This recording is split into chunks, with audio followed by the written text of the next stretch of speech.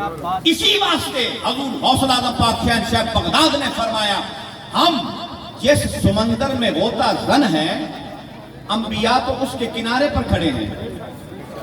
اور پیران پیر نے فرمایا ما من نبی ولا ولی الا وقد حضر مجلسی هذا الاحیاء بابدانهم والاموات بارواحهم.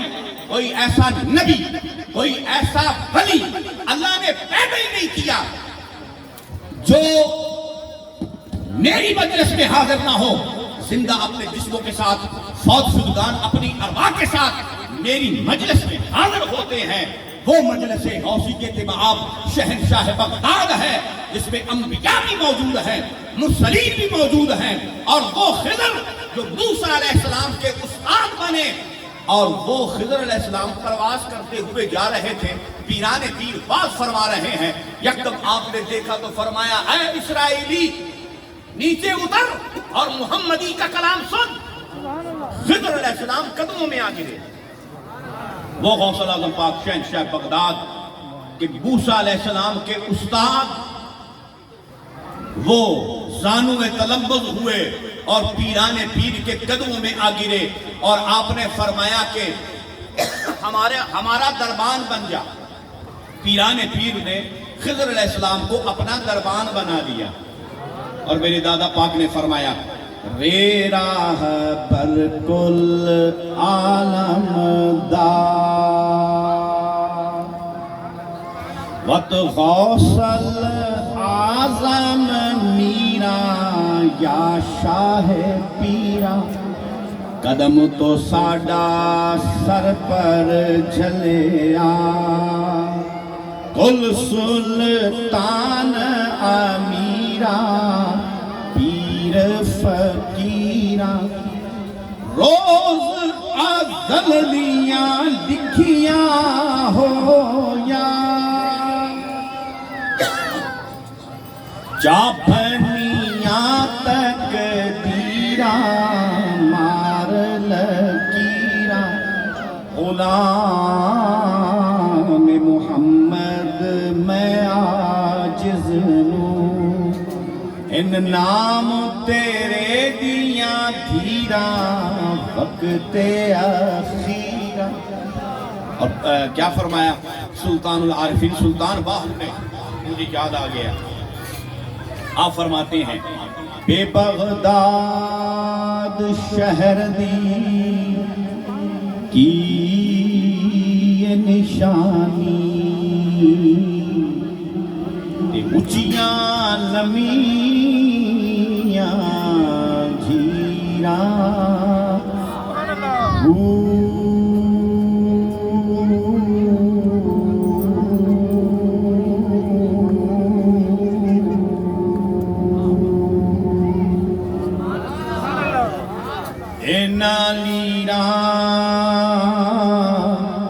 دیگل کفنی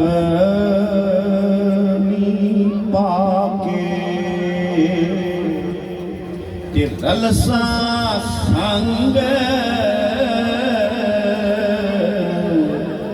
فقیران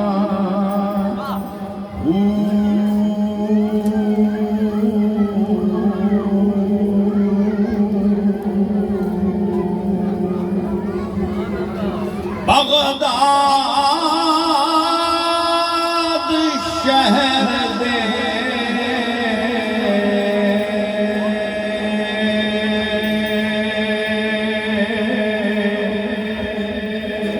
میں ٹکڑے منسا ایک کرسا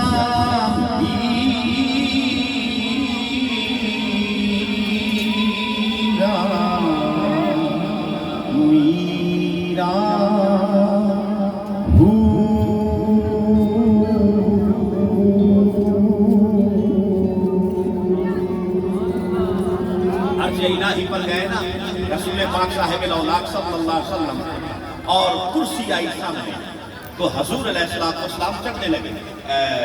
جبریل روح الامین تو سدرہ پر رک گیا تھا نا تو حضور اوپر جانے لگے تو جبریل کو فرمایا کیوں رک گئے ہو؟ عرض کی یا رسول اللہ اگر یکسر موئے برتر پرم فروغ تجلہ بصورت پرم، ایک بال کے برابر بھی اوپر جاؤں تجلہ الہی سے جل جاؤں گا۔ حضور نے فرمایا جبریل تمہاری انتہا ہے تو محمد کی اب ابتدا ہے۔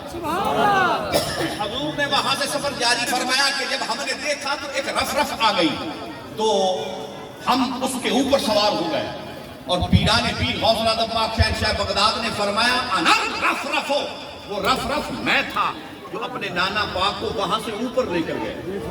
اور پھر کرسی آئی تو سب دیکھا تو ایک چھوٹا سا لڑکا سامنے کھڑا ہے، حسین و جمیل۔ پیران جناب نے فرمایا، حضور علیہ السلام نے فرمایا مسکو کریم کیا بنیا، اے بیٹے کیا نام ہے؟ تو عرض کی انا عبد القادر یا رسول اللہ، میں عبد القادر۔ کیسے آئے ہو؟ حضور میرے کندھے پر قدم رکھے اوپر چڑھ جائیں۔ حضور نے فرمایا ٹھیک ہے۔ سرکار نے اپنا قدم مبارک غوث اعظم پاک شہنشاہ بغداد کے کندھے پر رکھا اور حضور نے فرمایا اے عبد القادر میرا قدم تیری گردن پر، تیرا قدم ہر اولیاء کی گردن پر۔ تو جب پیران پیر نے یہ جملہ فرمایا قدمی ہذہ علی رکبۃ کل ولی اللہ، جو ماؤں کے پیٹوں میں اولیاء تھے انہوں نے وہیں پہ گردنیں جھکا دی، جو گزر چکے تھے، جو آنے والے تھے قیامت تک کے لیے، ہر ولی، ہر غوث، ہر قطب، ہر ابدال، اوصاف، رجال الغیب نے ازل سے ابد تک جس نے یہ جملہ سنا گردنیں جھکا دی۔ معین الدین اجمیری خراسان کے پہاڑوں میں عبادت کر رہے تھے، انہوں نے وہیں پہ گردن جھکائی یہاں تک کہ ان کی پیشانی زمین پہ لگ گئی اور فرمایا بل علی راسی علی عینی علی قلبی، یا غوث اعظم آپ کا قدم میرے سر پر، میری آنکھوں پر، میرے دل پر میں نے تسلیم کیا۔ اور پھر فرمایا معین کے غلام نام تو شد، در یوں اگر اکرام تو شد خواجہ ازاں کے غلام تو شد، دارت طلب تسلیم و رضا۔ فرمایا میں معین الدین اجمیری اس لیے بنا ہوں کیونکہ غوث اعظم پاک شہنشاہ بغداد کی قدموں کی خاک کا سرما اپنی آنکھوں میں لگا، تو میں معین الدین اجمیری بن گیا۔ غوث بہاول حق ذکریہ ملتانی بیٹھے ہوئے تھے، کسی نے کہا یا حضرت غوث عالم بلند ہوتا ہے یا غوث اعظم؟ آپ سوچ میں پڑ گئے کیونکہ آپ غوث عالم کے مقام پر فائز تھے، تو انہوں نے فرمایا تھوڑا سا فرق ہے۔ اسی وقت حضور پیران پیر نے فیض طلب کر لیا تو پھر آپ عرصہ دراز تک زمین پر رینگتے رہے، اور پھر آپ نے حضور پیران پیر کی مدحت لکھی، مدد یا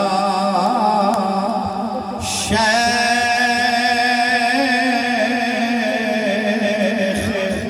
سمدانی، مدد یا پیر عرفانی، غریب در پریشانی، محی الدین جیلانی، بہاول ملتانی، سگے